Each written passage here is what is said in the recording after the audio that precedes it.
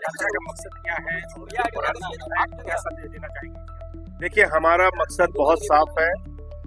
हिंदुस्तान इस वक्त बेरोजगारी की मार से कराह रहा है। 45 करोड़ बेरोजगारों की फौज मोदी जी ने खड़ी कर दी है और उत्तर प्रदेश उसका सबसे बड़ा गढ़ है। आपने वादा किया था 2 करोड़ नौकरी हर साल देंगे, उसको कूड़ेदान में डाल दिया। बाबा जी ने कहा था हम 13 लाख नौकरी हर साल देंगे, उसको कूड़ेदान में डाल दिया। और कहते हैं 45 लाख करोड़ रुपए का इन्वेस्टमेंट उत्तर प्रदेश में हो गया। तो अगर इन्वेस्टर समिट में 45 लाख करोड़ का इन्वेस्टमेंट हुआ तो रोजगार कहाँ गया? अगर 45 लाख करोड़ का इन्वेस्टमेंट हुआ तो 45 लाख नौकरी तो मिलनी चाहिए थी, नहीं मिली। तो इसलिए ये लड़ाई हमारी है, रोजगार दो वरना 10,000 दो।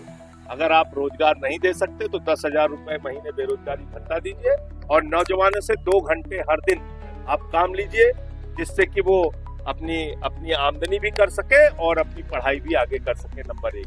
दूसरी बात, आज सामाजिक भेदभाव उत्तर प्रदेश में चरम पर है।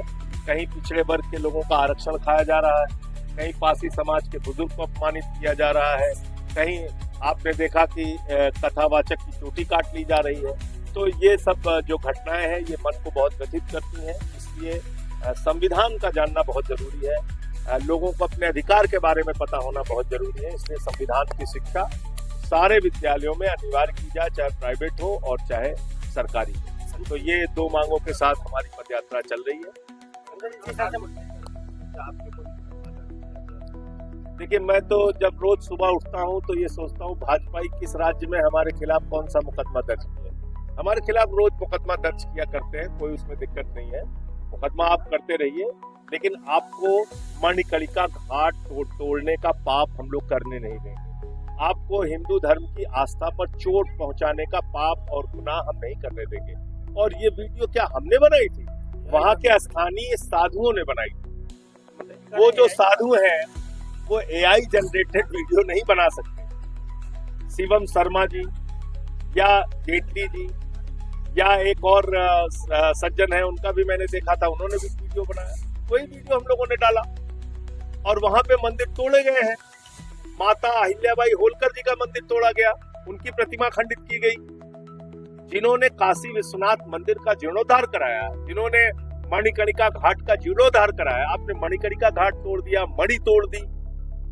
और इसके बाद आप बेशर्मी के साथ कह रहे हैं, झूठ बोल रहे हैं कि ये AI जनरेटेड वीडियो है। आपने मेरे ऊपर FIR दर्ज कर दी। तो अगर आपको लगता है कि आप इन बातों से अपने गुनाहों को दबा लेंगे तो आप ये गलतफहमी अपने दिमाग से निकाल के कूड़ेदान में फेंक दीजिए। हम आपका विरोध करेंगे। आपको 2-4 और FIR करना हो कर लीजिए। हाँ, एक बात जरूर स्पष्ट कर देना चाहता हूँ, मंदिर तोड़ने के जो गुनहगार लोग हैं उनके ऊपर हम भी FIR दर्ज कराएंगे। ऐसे नहीं कि आप पाप करते जाएंगे, गुनाह करते जाएंगे और सीना ठोक के घूमेंगे, ये चीज नहीं चलेगी। इसलिए FIR हमारी ओर से भी होगी, हम भी FIR कराएंगे। बाकी ये तय करना काशी के लोगों का काम है और उत्तर प्रदेश और देश के लोगों का काम है कि इन गुनाहगारों के साथ क्या बर्ताव करना है, कैसे इनको सजा देनी है, क्योंकि लोकतंत्र में जनता ही मालिक है। आज आप कल्पना कीजिए, यही एक ईंट किसी मंदिर की TMC के राज्य में टूट गई होती या आम आदमी पार्टी के राज्य में टूट गई होती या DMK के राज्य में टूट गई होती, पूरे देश में भाजपाई आज दंगा करा देते। लेकिन आपको, क्योंकि आप भारतीय जनता पार्टी हैं, आपको कुछ भी करने की खुली छूट है।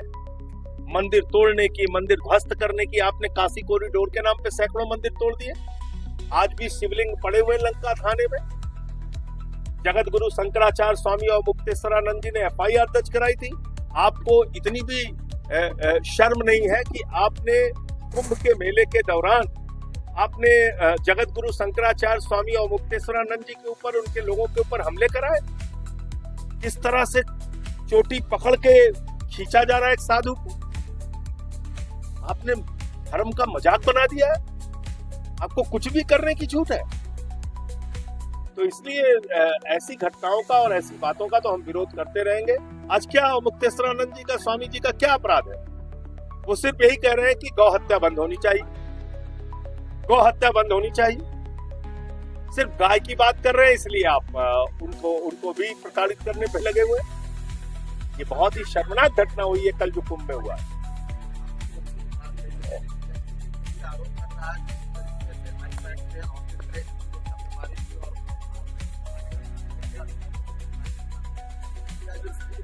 देखिए, ईडी और सीबीआई अगर किसी भी राज्य में जाएगी तो उस राज्य की एजेंसी को सूचना देगी। आप कोई गुंडे नहीं है किसी के राज्य के अंदर घुस के आप जो मन में आए करेंगे। सब जगह के लिए नियम कानून है ना, एक संघीय ढांचा है इस देश में ना। हिटलर का राज थोड़ी है कि कहीं से भी कोई एजेंसी आएगी आपके घर में सीधे घुस जाएगी। आपको उस राज्य की एजेंसी को, राज्य के अधिकारियों को सूचना देनी चाहिए। आप वो काम करते नहीं, आप घुस गए कहीं भी, ये ठीक नहीं।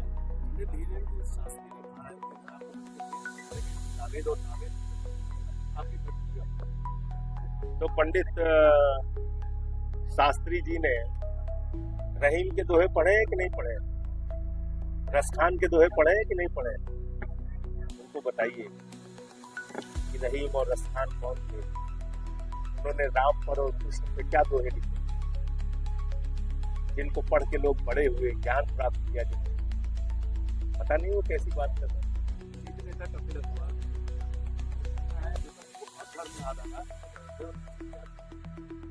वो उनसे गेट कीपर है अयोध्या काशी, उनसे पूछ के हम लोग काम करेंगे। है? तुम धर्म के नाम पे धंधा करोगे, तुम मंदिरों को तोड़ोगे।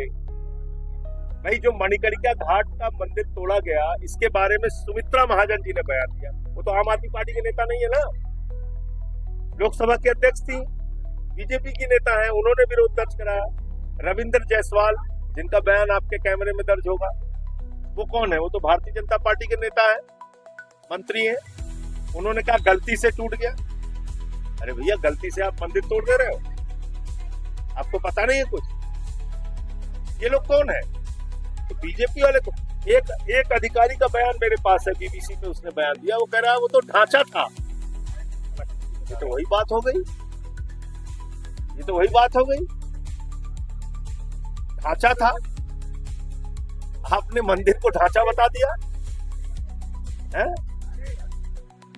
ऐसे पाप और गुनाह करने की हम लोग आजादी नहीं दे सकते और इसके खिलाफ लड़ेंगे। बना ली है, अपनी एक संगठन बना लिया, लाठियां बांटी है। क्या लगता है बीजेपी और आरएसएस के बीच की जो तमाम बातें उठती हैं, इसका फायदा राजभर उठाना चाह रहा है? अब इसके लिए कुछ और सेफ प्लानिंग? देखिए, राजभर जी ने अपनी कोई आरएसएस बनाई हो तो अच्छी बात है। उसमें कम से कम पिछड़े वर्ग के लोग, दलित और इन लोगों की एंट्री हो जाएगी, आदिवासियों की। लेकिन जो ओरिजिनल वाली आरएसएस है, बीजेपी वाली, उसमें दलितों, पिछड़ों और राजभर के लिए कोई जगह नहीं।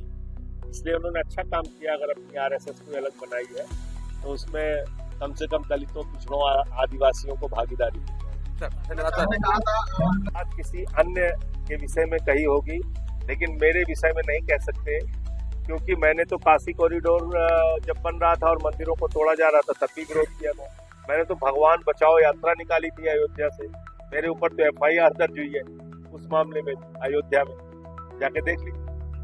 संजय जी, एसआईआर का लगातार आप लोग विरोध कर रहे हैं, इसको लेकर के पूरी विपक्ष एकजुट हो गई है। एसआईआर का विरोध करने के बावजूद भी बिहार में जो परिणाम आए, क्या लग रहा है कि पश्चिम बंगाल में? देखिए, 4.5 करोड़ वोट उत्तर प्रदेश में काट दिया गया और राज्य निर्वाचन आयोग ने एक लिस्ट जारी की जिसमें स्थानीय निकाय, शहरी मतदाताओं की सूची और ग्रामीण मतदाताओं की पंचायत चुनाव के लिए सूची जारी की। अब उन दोनों सूची को मिला लीजिए तो 17 करोड़ वोट होते हैं। वो दिसंबर में जारी की और 6 जनवरी को एक सूची जारी की। जो एसआईआर की सूची है, मोदी जी और ज्ञानेश कुमार और योगी जी ने जारी किया, उसमें वो कह रहे हैं 12 करोड़ 55 लाख वोट है। तो भैया, कौन सही हो कौन गलत हो, आप आपसे में तय करके बता दो ना। ये 4.5 करोड़ मतदाता 25 दिन में उड़ कैसे गए? तो ये बहुत बड़ा घोटाला है। अब वो कह रहे हैं हम 3.5 करोड़ वोट बढ़ा लेंगे, हर बूथ पे 200 वोट, 1,77,000 बूथ है। लगातार विपक्ष इसका विरोध कर रही है। क्या जनता को समझा पाने में आप लोग असफल साबित हो रहे हैं? क्योंकि टीएमसी का जो परिणाम आया उसके बाद आप जनता समझेगी, जनता समझेगी। कई विषय ऐसे होते हैं जिसको देर में लोग समझते हैं, लेकिन